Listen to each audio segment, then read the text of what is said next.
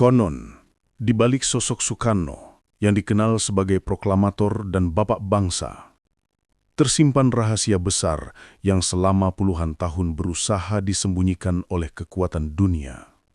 Sebuah rahasia tentang harta raksasa yang katanya bisa mengguncang sistem keuangan global. Konon, pada masa penjajahan, kerajaan-kerajaan Asia, termasuk Nusantara, India, dan Tiongkok, memiliki cadangan emas yang luar biasa besar. Saat Perang Dunia pecah, harta-harta ini dikumpulkan dan disimpan oleh kelompok rahasia internasional, dikenal dengan sebutan The Dragon Family. Beberapa dokumen dan kesaksian menyebut bahwa sebagian besar emas itu kemudian dipercayakan kepada Soekarno sebagai wakil dunia timur dalam menjaga keseimbangan ekonomi global pasca Perang Dunia Kedua. Harta itu disebut sebagai bagian dari Global Collateral Accounts, cadangan emas dunia yang nilainya mencapai ribuan triliun dolar.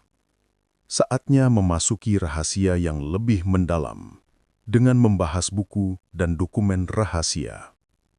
Menurut teori ini, Soekarno memegang sebuah buku hitam misterius, disebut Book of Codes, berisi daftar lokasi emas, nomor seri batang emas, serta tanda tangan perjanjian rahasia antara Soekarno dengan para pemimpin dunia kala itu, termasuk pihak Amerika dan Vatikan. Foto-foto dan dokumen bukti sempat beredar di internet, menampilkan tanda tangan Soekarno bersama John F. Kennedy dalam Green Hilton Agreement 1963, sebuah perjanjian rahasia Indonesia dengan Amerika Serikat untuk mengatur aset emas dunia. Namun, tak lama setelah foto-foto itu muncul, situs-situs yang membagikannya hilang, akun-akun yang membahasnya diblokir, dan media internasional diam 1000 bahasa. Tertarik untuk tahu apa yang terjadi setelahnya? Perjalanan kita menuju pencelebongan jejak Soekarno baru saja dimulai.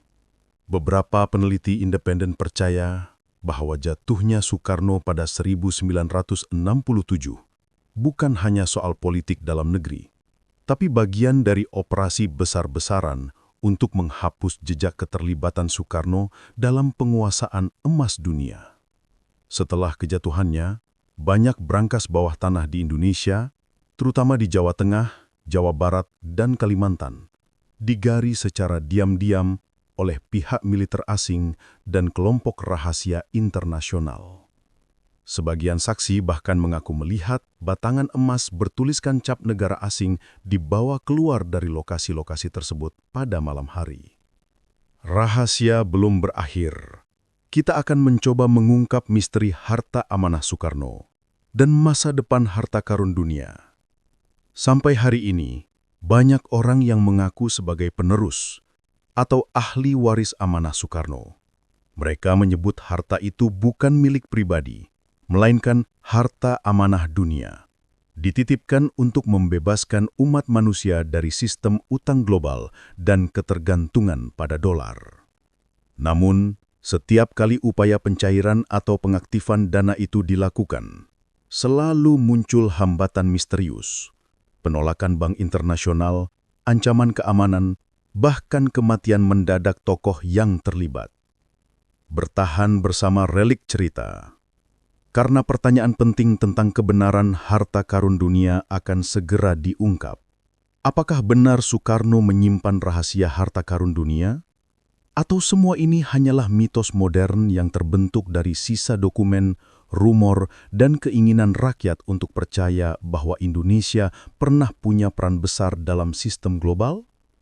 Yang pasti, hingga kini, bukti konkret tak pernah benar-benar muncul ke publik. Tapi terlalu banyak kebetulan aneh yang membuat teori ini sulit diabaikan.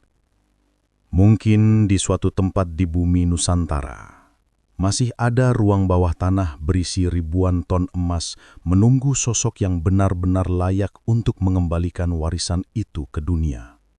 Dan mungkin hanya Soekarno yang tahu di mana kuncinya disembunyikan. Relik Cerita bukan sekedar tentang masa lalu, tapi juga tentang bagaimana sejarah membentuk dunia kita hari ini. Subscribe sekarang dan jadilah bagian dari perjalanan waktu menuju kisah-kisah yang terlupakan.